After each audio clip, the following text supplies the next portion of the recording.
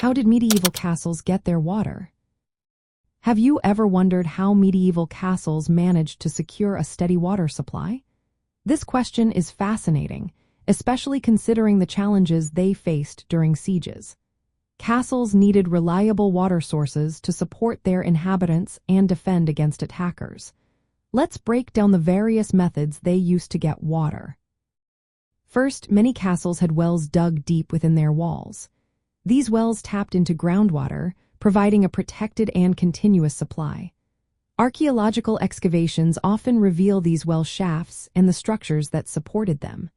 However, not every castle could have a well. If the bedrock was too deep or the water table too low, digging a well was not an option. Another common method was rainwater collection. Castles often included cisterns or large storage tanks to gather rainwater from roofs and courtyards. This was especially useful in areas where wells were impractical.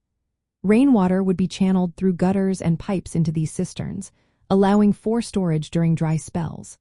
Archaeological remains sometimes show how these drainage systems were laid out within castle complexes. Some castles also employed mechanical devices to lift water from nearby sources. For instance, at Hammershus Castle, a wooden tower was used to hoist water from a small lake. Water was raised in buckets and directed to the kitchen or other areas of the castle. This method was less common but showcased the creativity of medieval builders in managing water supply. Many castles were strategically located near rivers, springs, or lakes, ensuring easy access to fresh water. When this was the case, people or animals would carry water into the castle using containers or poles.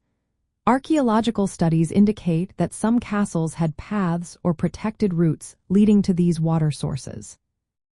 However, building on elevated ground for defense made accessing water more challenging. Water was not always available on all floors, and transporting it vertically was labor-intensive.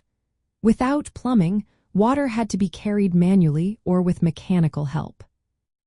From an archaeological perspective, studying water supply systems in medieval castles involves examining well shafts, cisterns, drainage channels, and remnants of lifting devices. These findings reveal how builders balance the need for defense with the practical necessity of securing water. Understanding these systems provides a glimpse into the daily lives of castle inhabitants, especially during sieges when water scarcity could make a significant difference. In practical terms, medieval castles relied on wells, rainwater harvesting, and mechanical lifting to maintain their water supplies. They adapted their solutions to fit their environment and available technology, reflecting the challenges of sustaining a fortified residence during the medieval period.